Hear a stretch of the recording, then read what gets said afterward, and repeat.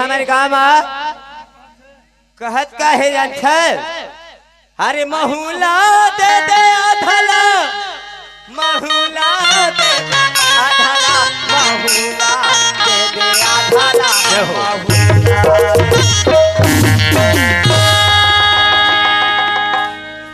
का कहते हो सुनत है कहत तो हैगा महूला दे दे आधला महूला दे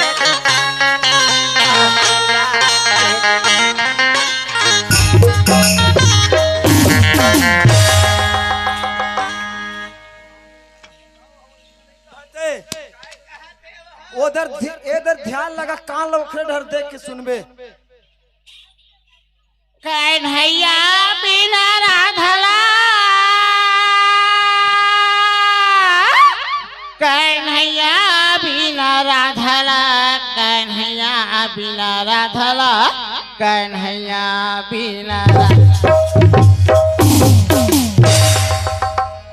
ए दरी सुघाई से भैया कल्पत है कन्हैया बिना राधला समय आगे है विसर्जन हो गए है गाँव बस्ती में कार्यक्रम रखे हैं मैया के अचरा खिरसाली के भैया मैया के अचरा खिरसाली के कार्यक्रम रखे गए हैं ओखर उपलक्ष्य में मैया जी के उपलक्ष्य में नाच कार्यक्रम रखे गए हैं जीमा मैया के अचरा फोरम दे खिरसाली पार्टी आए है भैया ओखर बर हमला दोनों बाइला अरे दोनों भाई लड़ हाँ आता भाई तो के हैं हाँ भाई तो धोखा से निकल गए भैया बंसी हमन दोनों भाई झूला राम बंसी साले चोट्टा मला यहाँ नौकरी में रखे अरे वैसना गाड़ी देख कहीं ने का ऐसे यह कोई प्रकार से अगर कोई हुल्लड़बाजी हो गए हम दोनों भाई दाल भात खाए में छया रहे हैं अरे वैसे बात नो है भैया यह के देख रेख करने कोई प्रकार से बात विवाद नहीं होना चाहिए कोई बात विवाद नहीं आना चाहिए चाय पानी बिल्कुल ठीक से मिलना चाहिए शहर घंटा में चाय मिलना चाहिए है ना मैया जी 6 दिन रही से भाई दूज करके आज विसर्जन हुई से 6 दिन में जब तक शक्कर नहीं उठे हो है जब तक चाय पत्ती नहीं उठे हो है आज भले उठ जाए लेकिन दाई दीदी सब पर छकाबक चाय बनाना है ना ओए देख टाइम ले देख का हुआ थे भैया मोर घोड़ी भाग के अरे पागल मैं तो पागल असल लगता तो का पागल लगता घोड़ी नहीं कह रे घड़ी के थे या तक खाला भुला के रहे सीधा रोडी में पहुंच गए तक घोड़ी हो टाइम है 1-1.5 के बजत है अब अतक टाइम हो गए कौन ऐसे आवाज करत है भैया गो मान ले जाए माता रानी चल दे कई भूत परे थकली बास करत हो है अरे जो भी हो है और कहो दोनों भाई लबेड़े पाथे है तो दोनों भाई को हबड़ाम ओकर हपचा पर गे तो तोला आगू डहल ले ली मोला कम से कम 5 ए बंसी राम तय वखर खबर लगा के यार भाई कोई बात नहीं लेकिन एक बात है क्या बात है कहे जाना था मैं नानपन के थोड़ा कच्चा शरीर के हैं जाना था अगर भूत प्रेत हो गए मोला सब ही तो चिल्लाहू जरूर आ जाबे मैं हवा था भाई है ना और तय तो जाना था भैया जैन मेरा झगड़ा लड़ाई होता सही बात है और मेरे तोर खून गिरता तेन मेरे मोर पसीना जरूर नहीं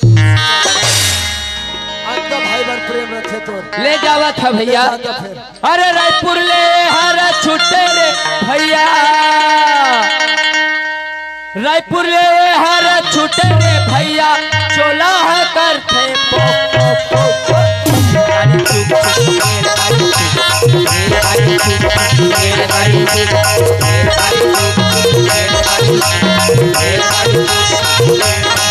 भैया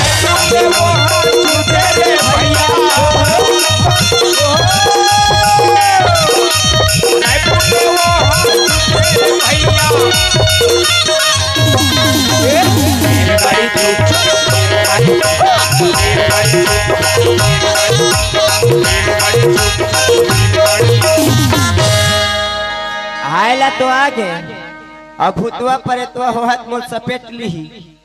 एक काम करो,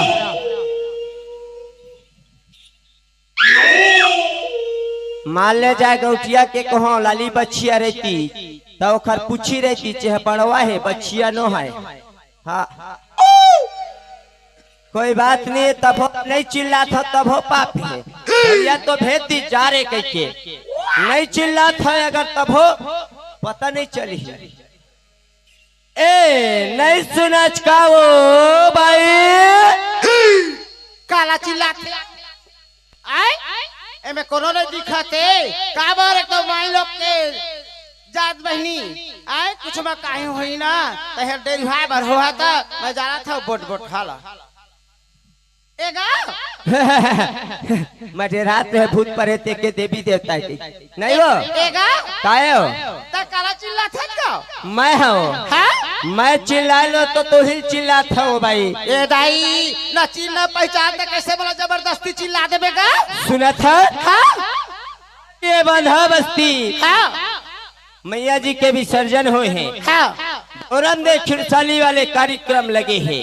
हाउगा ओमा हमर मन के दोनों भाई के चौकीदारी लगे ये दाई कसगा ओए के महीना होगा दूल्हा चौकीदारी कराएगा हमर लो। हाँ? जी हाँ कार्यक्रम वहाँ चौकीदारी। हाउगा आज हम लोग 26वां रात हो गए वो भाई। सुनना हाँ। तब मैं हुआ ना हाँ वो तब कुछ आशा लेके आत होगा कैसे ए बांधा बस्ती ना हाँ हाँ हाँ हाँ तब भजन है गए थे हाँ। भजन सुने जात होगा देख ले भजन मन कब के भाग के है। अबे तेरा झना है तेरे साले भोजन मन हवा ए वो कहेगा तब भजन मला चिन्हे है। ए दाई देगा मैं कहाँ जानी होगा कौन है भजन कैसे तेला तो नहीं वो आए तो बने तू ए दाई तेरे जाना जगा कौन गाँव ले आता ए देना पड़त रही में के कारे सरगा बाबा खड़ौदा में की काहेगा ए कारे सरा गोठल मत करे काबर खबर हम अनाथ रहनो कारे सर ले फास्टकपुर में एक घंट कहीं परी हाँ। कहाँ ला तक कैसे काय रे सारा कह दी दू झापड़ मार दी चाच ले गाल में चिन्हा पड़े। ए दाई सुनिए हाँ चो भाई हाँ बताने का दाई जी हाँ सच कोई बात नहीं है हाँ लेकिन एक बात है ताए हाँ भजन हम नहीं चिन्हे हैं नहीं चिन्हे होगा और धन तोर भाग जिन भजन हाँ मेरा आगते बात करत है होगा मोर किस्मत है ना मैं हाँ उमा के भजन है वो भाई ए दाई भजन हाउ कैसे हो सही गा या तोला मजाक लक्ष्य नहीं देखा ता तुम लोग कतेक दिन के होगा गा भजन करा ए दे तो थोड़ा बार मात्र चुप के रहे बाज गए सही गा हम ना हाँ। चाय पिए के समय हुई से हाँ। तो तरिया डहर हवा ले लिन के क्या परे हो गली में होगा भजन हाँ तो के बजे चालू होते बस देखे ता चालू ऐसे तो भजन सुने लाच ना होगा भजन अच्छा सुनेला। समय आगे वो भाई चला का करबेगा भगवान मोर इसने किस्मत देरी सुना नहीं नहीं नहीं नहीं कैसे नहीं हाँ। मन के श्रद्धा ला भगवान जरूर पूरा करते वही पूरा करतेगा ले चल आया चलो आओ।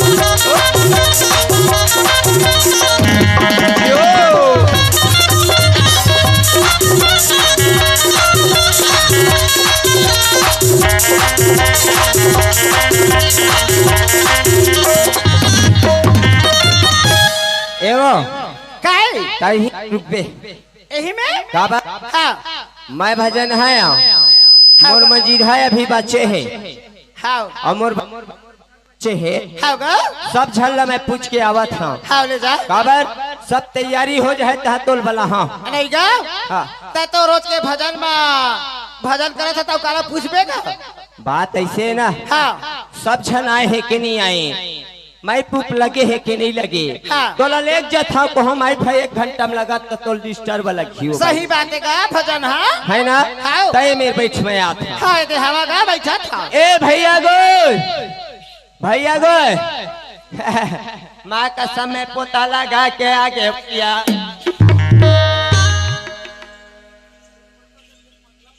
पता लगा का आगे भैया इससे कथे उसने तो कहे होगा मैं हाँ पता लगा के आगे आगे कौन जानता है वो है नारी माई लोग नारी नारी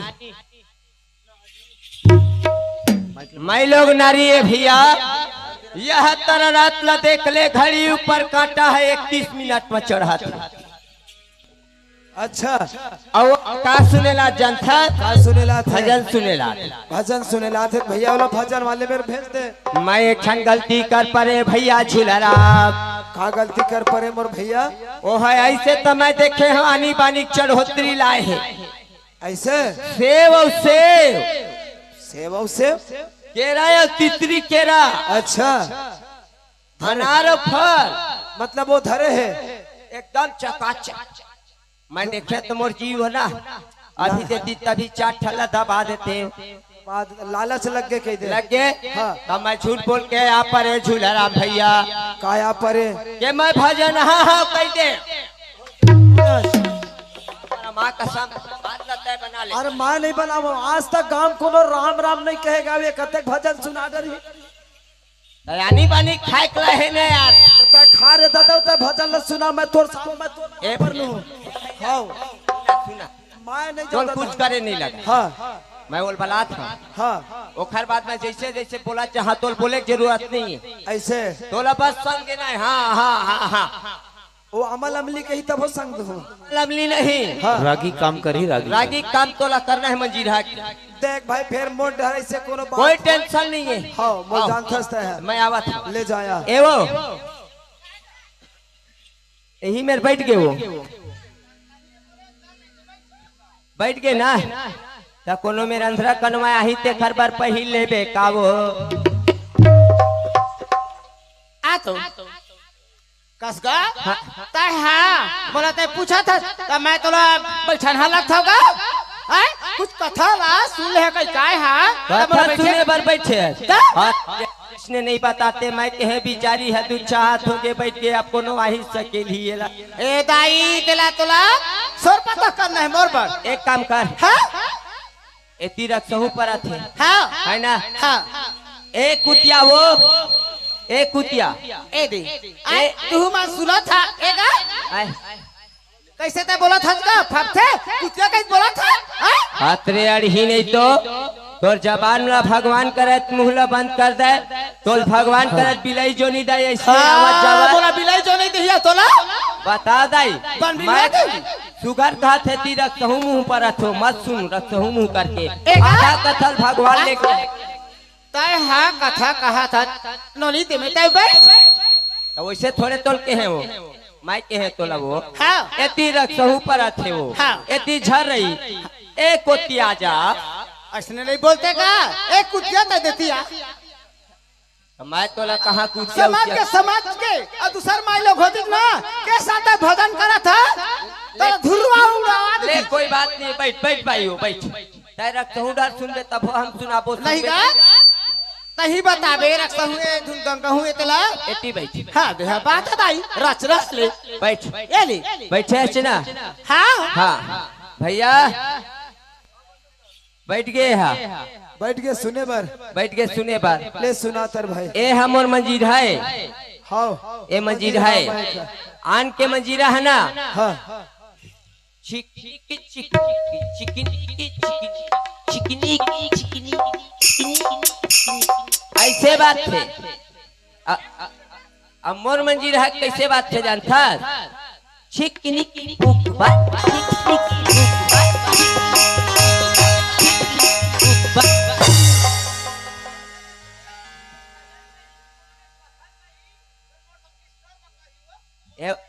टावर में बोला नहीं अगर विश्वास नहीं है ना विश्वास नहीं है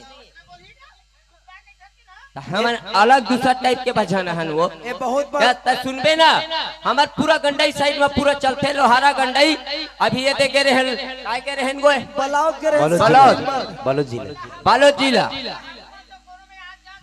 हाँ कांता प्रसाद के तीजापुरम के ठेठरी कुल मिल खाल छोड़ के और मेटका टेटका खाल दलित बोल दुर्गा मैया की जय ऐसे वाले ओखर से आता बड़े है के नहीं वो कहा वो जेन कथल नहीं जाना तेन कथल हम जानते हाँ गा बैठ हाँ ये बैठा था बैठ भैया को चालू मतलब सुनबे हैं।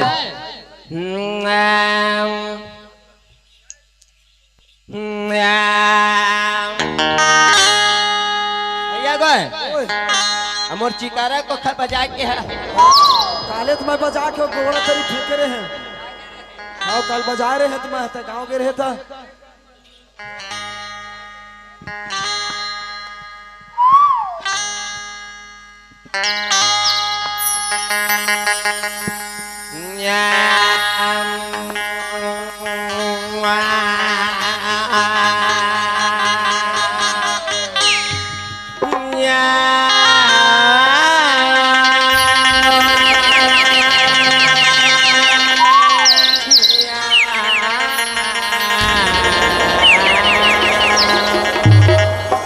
बोल वृंदावन बिहारी लाल की जय। बोल मोर मुकुट वाले बंसी वाले की जय। बोल दही खाइया दही चोट्टा भगवान की जय।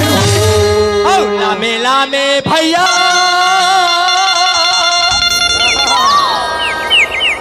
औला मेला में भाई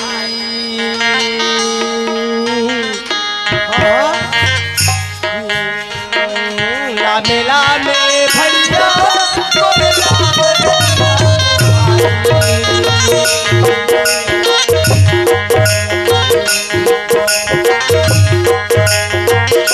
मेला में भैया मेला में मेला में भैया मेला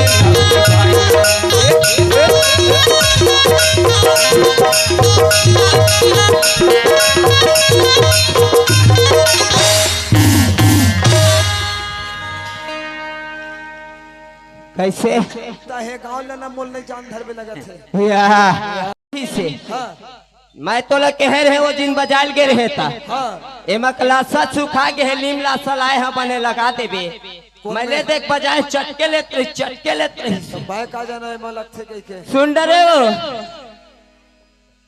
कसगा हाँ। दुनिया में कथा कहा था तो उसने कहीगा रामे रामे कही थे कायदाई लामे लामे कही थसगा एक कथा तय नहीं जाने भैया ये टूरी कथा नहीं जाने।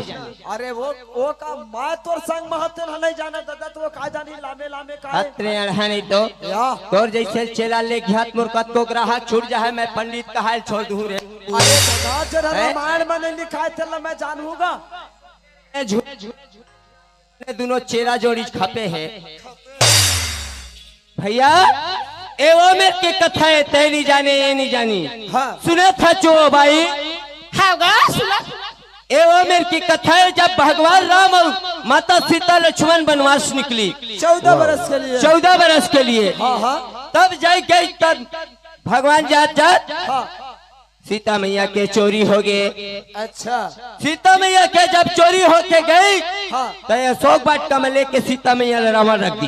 रख दी हाँ रावण भी बहुत बड़े ज्ञानी है बहुत ऐसे छल कपट से लेके हाँ। जान डरीज के वहाँ मोला नहीं अंदर नहीं जान दे के नहीं हाँ लक्ष्मण रेखा पार रहा हाँ। ब्राह्मण मन के सीता मैया लहर के ले गए ले गए अशोक बाट में रखे रहे। हाँ वही समय में जब सब मन में विचार लगे हाँ हमारे प्रभु श्री राम के दूत मन हाँ यानी दल मन कह गए वो अच्छा बड़े बड़े बैठे रहे।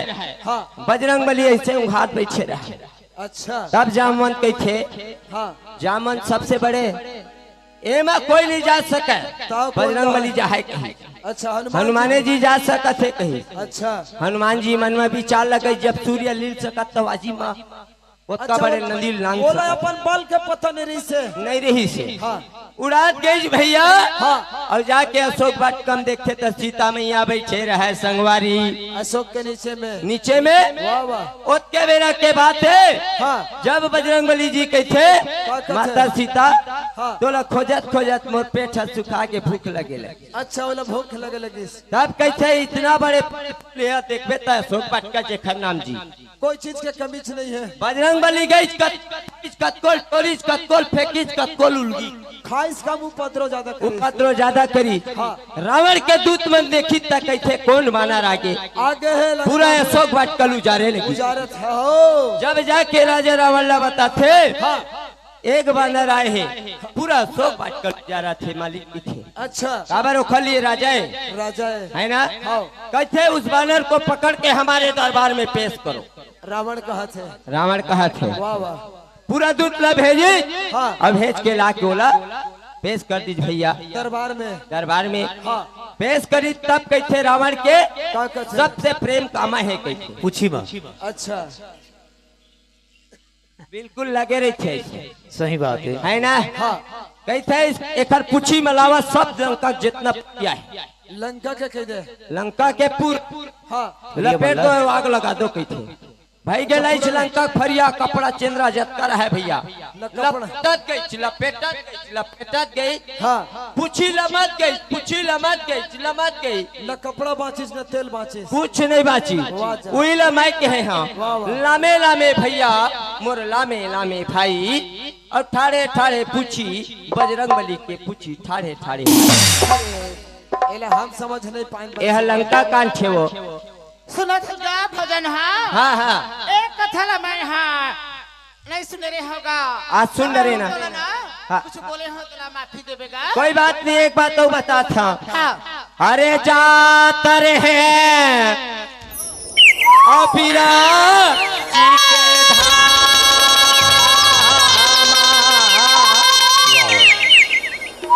ये ला बना के मोरा कतका बढ़िया कथा कही से बहनी आए देखा था चखर बात ला एक नियत खोटी काओ एगा भजन। हाँ कैसे कतका बढ़िया कथा समझाए गा सुनाए हैं यही मोला थोड़क ना हाँ। अच्छा नहीं लगी से एला बनाबे का मोला। ए भाई हाँ ए बता हाँ तोर मैं चारों मुड़ाल देखा था। हाँ माँ कसम कुछ नहीं दिखा थे आई अब का चीज दिखेगा भैया गए टूरी कुछ नहीं दिखा थे कैसे गा बराबर दिखा थे। गुरु कंठी पहले है ए दाई सुना था गा भजन। हाँ हाँ। आज मैं गुरु जान बेच नहीं करूंगा। तोर गुरु नहीं है हाँ। हमला कितना दोष लगा दुष्टि नहीं तो हाँ। अभी शंकर भगवान बरोबर हमन में शक्ति रहती तो शराब दे दे। हाँ गा दाई हाँ। बिना गुरु कंठी पहले हमारा सन साहेब मेरे कान फुकवाए नहीं है वो सही बात है सही बात। सही बात है का हो ना। हाँ? बेटा इसको भगवा दो नहीं तो भाग। ए भाई हाँ? तोला मैं हमन दोनों भाई हैं हवा न चिकना हाँ। तो तोला बनाए नहीं कहा तन वो मैं हाँ उल्टा समझत रहेगा भजन। हाँ गुरु बनाए कहा थन कान नहीं फुकाए कंठी नहीं है सही आज लेना। हाँ। नहीं पहले होगा कंठी ना गुरु है। नहीं है ना हाँ। कोई चट्टी कौन ला बनाबे कहीं पूछे हैं सुनना हाँ तो ही ला बना हाँ गुरु गा भजन। हाँ मैं जानत नहीं एला कहाँ बना है बरौटी लगे है। अरे अभी समय भी नहीं अभी कान में फूक पावे कार्तिक का घर में। हाँ बात ला बताए हम अगर को तो सुनना तक कब आवे जानता छो हाँ तय चैत के ना नवरात्रि में आवे नवमी के दिन हाँ ओ दिन गुरु दादा कान ला फूकी। हाँ। और तू कहाँ जाता चभी अब मैं हाँ घर जाबे हाँ ले चलता। हाँ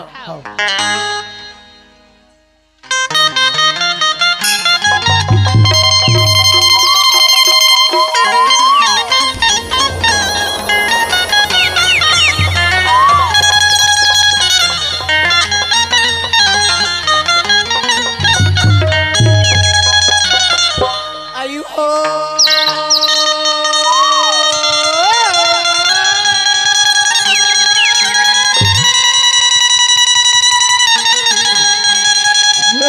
कलप ले वो काय नहीं या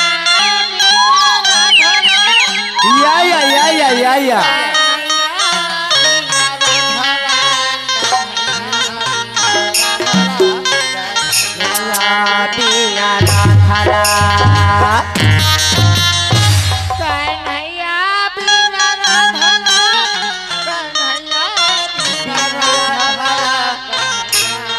बिना राधा कन्हैया बिना राधा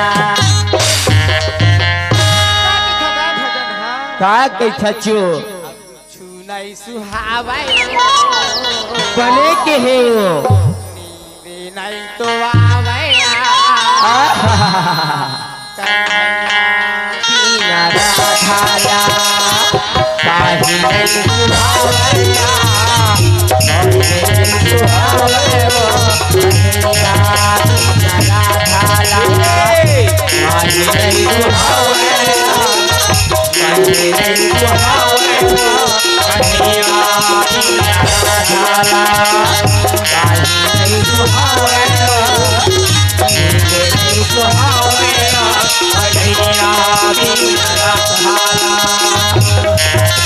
सुहावैया काहे नहीं सुहावैया कन्हैया बिना धाला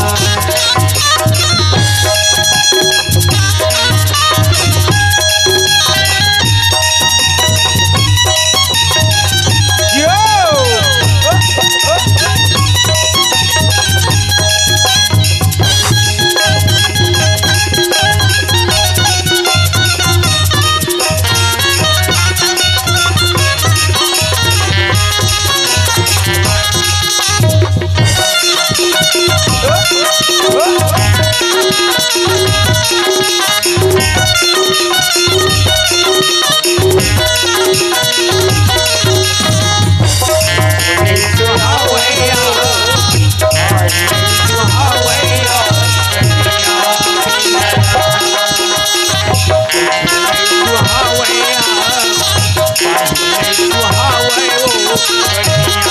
बिना धाला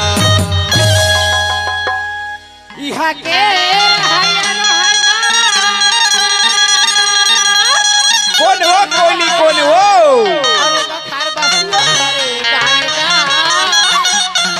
अब 50 के बोला नोटिस कैसे हाँ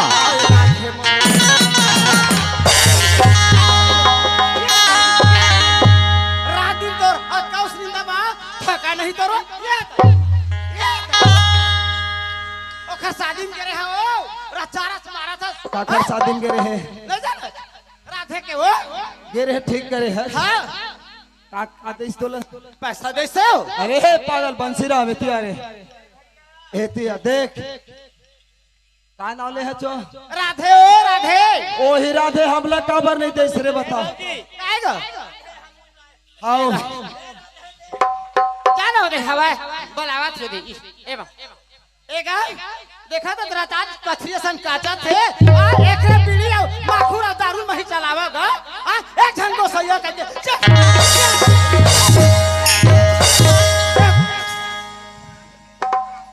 तकाबर मिला मतलब के बात खा जाओ ए बताओ हां काखर दर्शन को तैयारी थे कैसे कई करे जोड़ी हां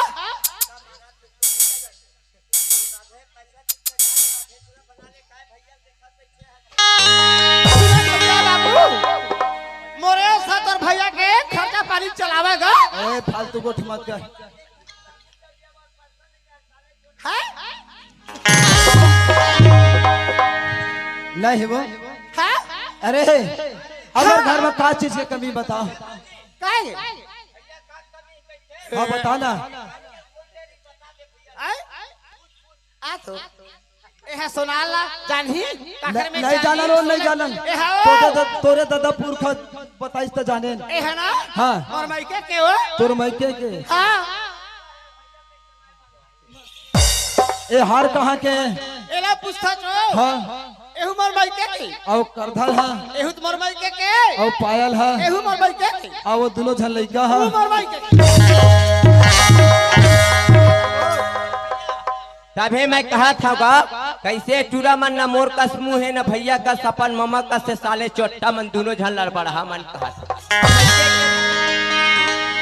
नहीं हो हाँ कुछ सोचे कर मनुष्य जोनी मां धर के आया है हाँ वो रचात मरज भला हवा तो दिमाग ले तोरे बुद्धि में चलत हर पागल पतला दुबला एक आठ धक्का देवे ते घर परानो छूट जा ये ताई पिरा ए दे बंधे वाले हाँ मनोज पंडाएगा अच्छा मनोज पंडा की तरफ से हाँ 10 रुपए का तोहफा मिला पार्टी से बार बार शुक्रिया अदा करती भैया खाला देना बोल के बाद में खाला दुआ चलो चलो चलो बना दुर्गा मैया की जय सावना बूंदिया हो जय हो मैया मोरारी में छिपा बूंदिया हाँ।